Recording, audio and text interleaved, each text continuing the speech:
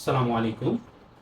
আমরা যারা পড়ালেখা শেষ করে বের হচ্ছি, বিশেষ করে গ্র্যাজুয়েশন কমপ্লিট করছি বা ডিপ্লোমা শেষ করছি অথবা মাস্টার্স বা এমবিএ শেষ করে আমরা যারা বের হচ্ছি, অধিকাংশেরই দেখা যাচ্ছে যে আমাদের আসলে কোনো কেরিয়ার প্ল্যান নেই। তো কেরিয়ার প্ল্যান না থাকার কারণে যেটা হচ্ছে যে আমি কি করব বা কি হতে চাই সেটাই আসলে আমি জানি না। যখন আমি জানিই না আমি কি করব বা কি হতে চাই, তাহলে কিন্তু এটার জন্য আমার প্রস্তুতি নেওয়াটা মোটামুটি অসম্ভবের পর্যায়ে পড়ে যায়। হ্যাঁ, এই কারণে আসলে আমাদের ম্যাক্সিমামেরই ওই রকমের প্রস্তুতি নেওয়া হচ্ছে না। তো আমাদের যেটা আসলে হচ্ছে যে আমাদের ইন্ডাস্ট্রি এবং আমাদের ইউনিভার্সিটি দুইটার মাঝে একটা গ্যাপ রয়েছে। হ্যাঁ, তো পড়ালেখা শেষ করে বের হওয়ার পরে আমরা জব মার্কেটে যখন আসতেছি, র্যান্ডম আমরা অ্যাপ্লাই করতেছি বিভিন্ন জায়গায়। তো আমি যে জব সার্কুলারই পাচ্ছি ওইটার জন্যই আমি অ্যাপ্লাই করছি। কারণ আমার আসলে নির্দিষ্ট কেরিয়ার পাথ বা কেরিয়ার প্ল্যান ডিজাইন করা নাই। অ্যাপ্লাই করতেছি আর আমরা রিজেক্ট হইতেছি। আর রিজেক্ট যত হচ্ছি তত আমার ভিতরে হতাশা চলে আসছে, আসাটাই স্বাভাবিক।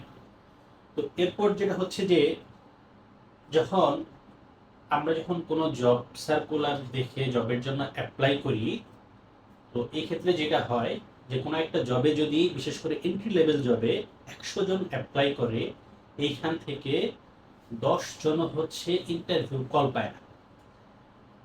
কেন হচ্ছে যে একটা জবে অ্যাপ্লাই করলে আপনার 90%ই আসলে রিজেক্ট হয়, আর মাত্র 10 জন বা 10% বা তারও কম ইন্টারভিউ কল পায়, বাকিরা কেন পায় না? তো তারপরে যখন ইন্টারভিউ কল যারা পাচ্ছে যে 10 জন, ওই 10 জন যখন আবার ইন্টারভিউ দিতে যাচ্ছে তখন আবার দেখা যাচ্ছে যে এইখান থেকে 1 কি 2 জন হয়তো ইন্টারভিউ ভালো করতেছে অথবা একজনও ভালো করতেছে না।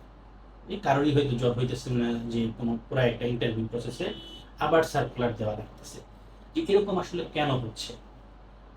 তো এক নাম্বার হচ্ছে যে আমার কিভাবে আসলে একটা প্রপারলি সিভি আমাকে আপডেট করতে হবে, কিভাবে ডিজাইন করতে হবে যেটার জন্য আমি ইন্টারভিউ কল পাবো, ওইটা হচ্ছে না। দেন ইন্টারভিউ কিভাবে আমার ইন্টারভিউ প্রিপারেশন নিতে হবে, আমাদের ইন্টারভিউ প্রিপারেশন থাকছে না।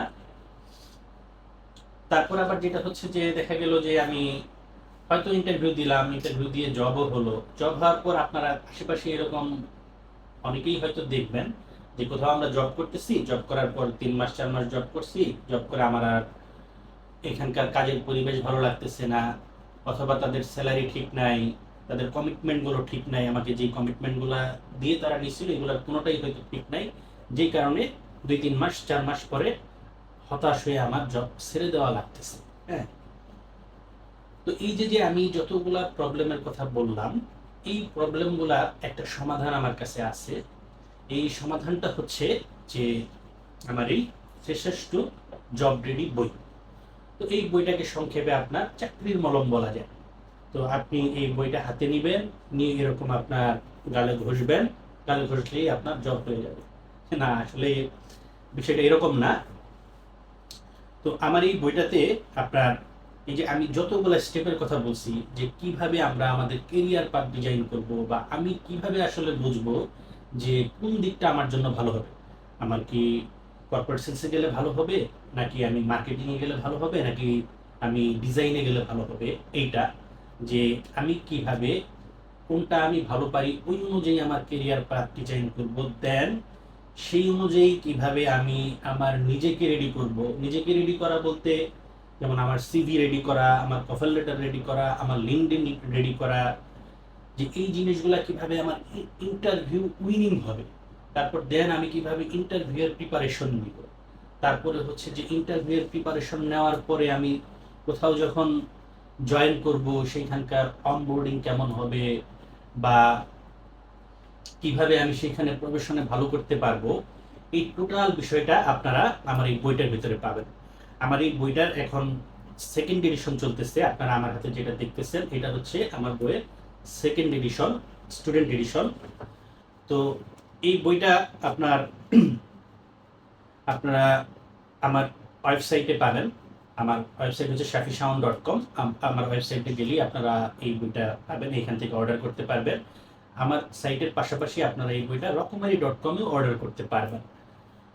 তো আমার সাইটে যারা অর্ডার করবেন তাদের ক্ষেত্রে আমার পক্ষ থেকে একটা স্পেশাল ডিসকাউন্ট রয়েছে।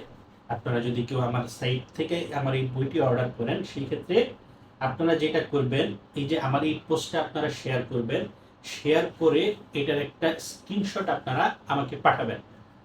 দেন আমি আপনাদেরকে একটা কুপন কোড দিয়ে দিব। ওই কুপন কোডে আপনি একটা স্পেশাল ডিসকাউন্ট পাবেন আমার তরফ থেকে। তো আজকে এই পর্যন্তই থাক। সবাই ভালো থাকবেন। সবার জন্য শুভকামনা। আমার জন্য দোয়া করবেন।